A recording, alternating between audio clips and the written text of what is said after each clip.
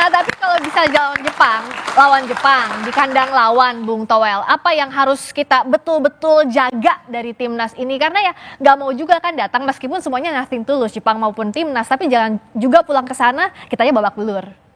Oke, jadi yang penting adalah nilai penting dari pertandingan lawan Jepang walaupun tidak menentukan adalah mematangkan tim. Kalau buat dari sudut pandang timnas Indonesia, mematangkan tim melawan tim Jepang yang sudah punya reputasi.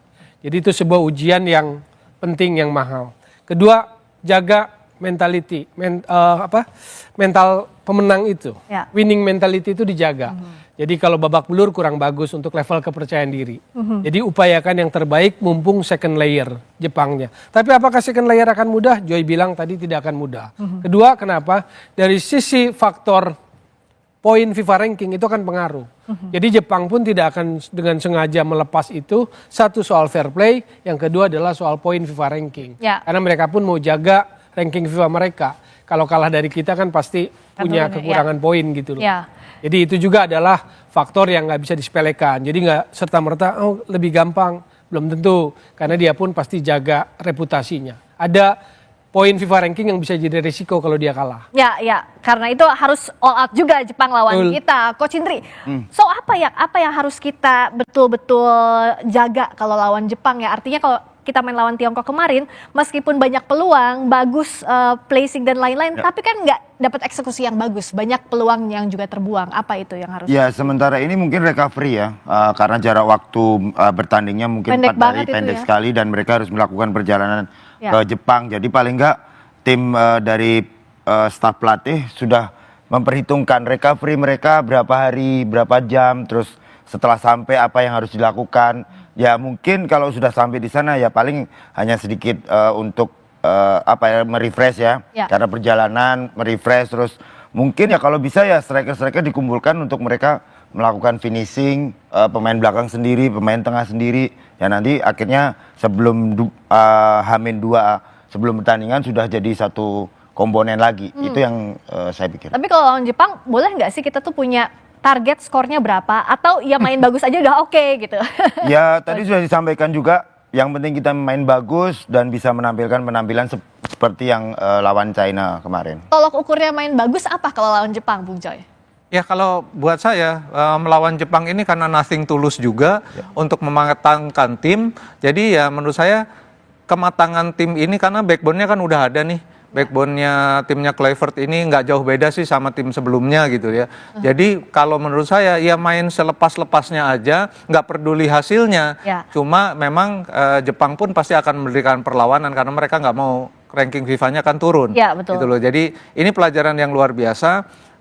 Harusnya sih Kluivert kan striker ya, waktu di Barcelona kan dia luar biasa, di Belanda juga dia luar biasa. Harusnya dia jamnya untuk latihan itu mungkin harus diperbanyak untuk finishing yang menurut saya masih menjadi kelemahan, karena kemarin kalau tidak ada penalti juga hasilnya mungkin akan berbeda dan kita belum pesta nih hari ini. Gitu loh. Jadi sate kurbannya beda rasanya ya Bung Joy.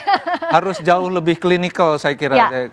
Kalau soal ilmunya Kluivert pasti punya, itu yang tidak dipunyai Alex Pastoor mungkin. Danny Lansat juga nggak punya, yang punya justru Kluivert. Karena dia adalah striker.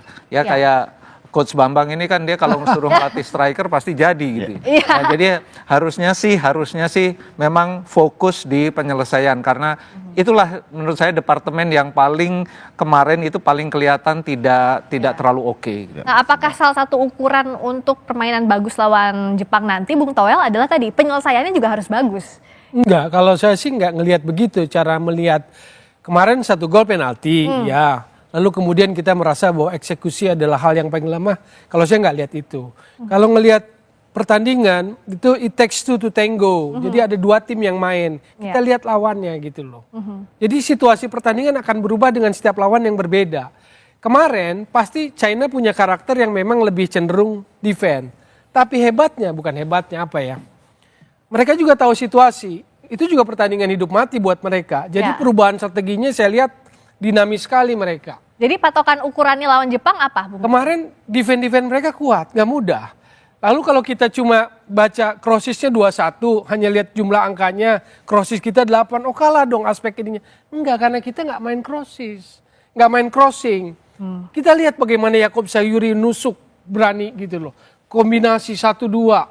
Hanya kemudian kan apa yang tadi terapkan di latihan, kalau lihat pada waktu pemanasan sebelum bertanding, itu ada set play, kasih bola, strikernya geser bolanya ke kiri atau ke kanan, shooting gitu loh. Dan semua coba itu. Oleh Romeni saya lihat, Ricky, Egy Melgiansyah itu lakukan itu. Jadi kadang kalau kita cukup jeli, lihat pada waktu pemanasan, ada beberapa hal yang spesifik diasah, dan itu yang akan coba dilakukan. Oke, kalau Jepang dianggap bagus kalau apa? Akurasi? Menurut saya lawan atau Jepang, permainan akan lebih terbuka. Jepang akan main lebih relax, enjoy. Kita pun akan enjoy. Jadi situasi di lapangnya akan Jadi berbeda. main lepas tadi seperti yang Bung Joy bilang. Karena saya lihat kemarin babak pertama 2 center back China itu kokoh banget, nomor 5, nomor 13 sebelum diganti oleh Browning di babak kedua.